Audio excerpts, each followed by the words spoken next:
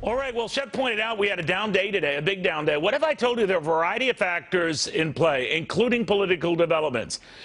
Take a look at this New York Post cover. It concerns the health or concerns therein of one Hillary Clinton.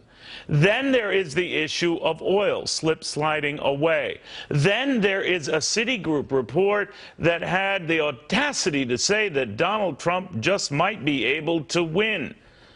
Donald Trump is now a 35% possibility of getting elected president. And that is the highest, at least some of these numbers crunchers have seen since he's been in the race in the first place. That is what they call an uncertainty.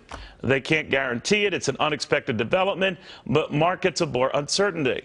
And they abhor lower oil prices because that seems to signal, at least according to the folks who follow this stuff, that we're going to be looking at a continued global slowdown well into next year.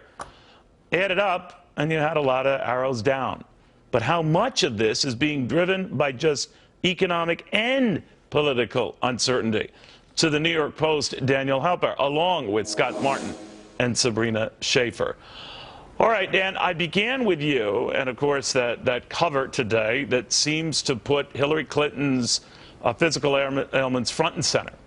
And yet that is an issue, isn't it? It's suddenly become, what do we know? How much do we know? What is the accuracy of what we know?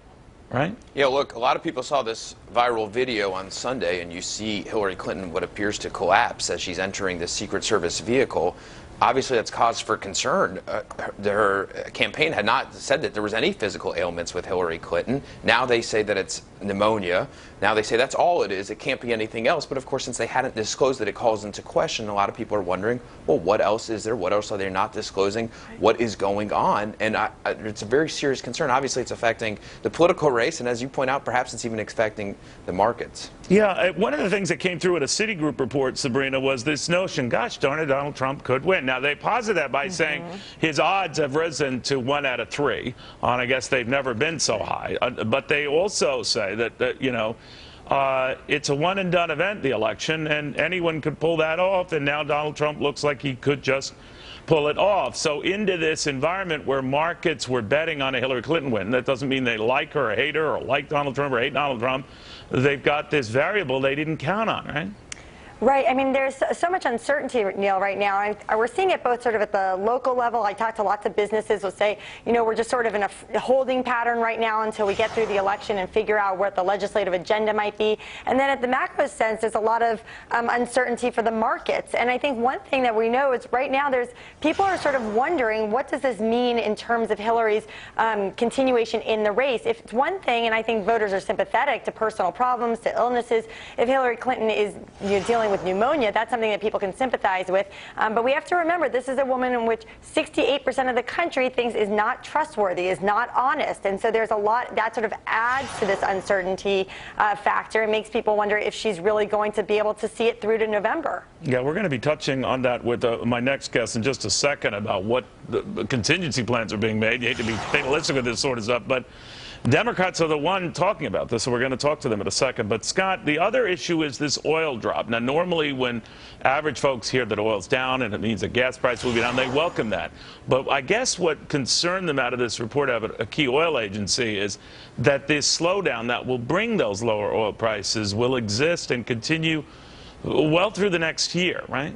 Well, you're seeing demand fall, Neil, and like you mentioned in the outset, demand is a reflection of economic strength. It's a reflection of world growth. And if you remember back to the oil crash, or say mini crash we had in January and February this year, where oil prices almost went all the way down to $20 a barrel, that was a reflection of a slow economy, of things happening overseas that weren't good, that took stocks with them. So, while yes, we do not want to see oil to go back to the 150s that we saw in the summer of 2008, it falling through the 40s here is not a good sign for stock prices going forward, because it means the economy's weak. Then again, you had Barack Obama today, as good a surrogate as you could ask for if you're Hillary Clinton and you're bedridden for the time being. And Dan, one of the things he reminded folks is we're a lot better than when we were when I came into office, and Hillary Clinton can continue this, and more or less saying that you know, keep the faith and keep a Democrat in the White House.